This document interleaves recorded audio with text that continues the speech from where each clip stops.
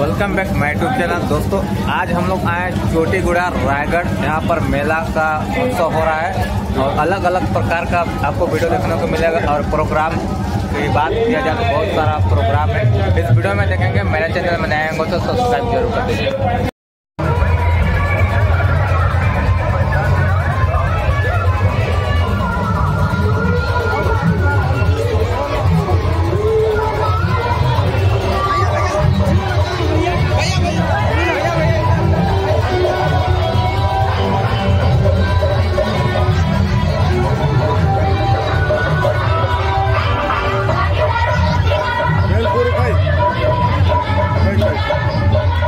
कौन खाओ यार बढ़िया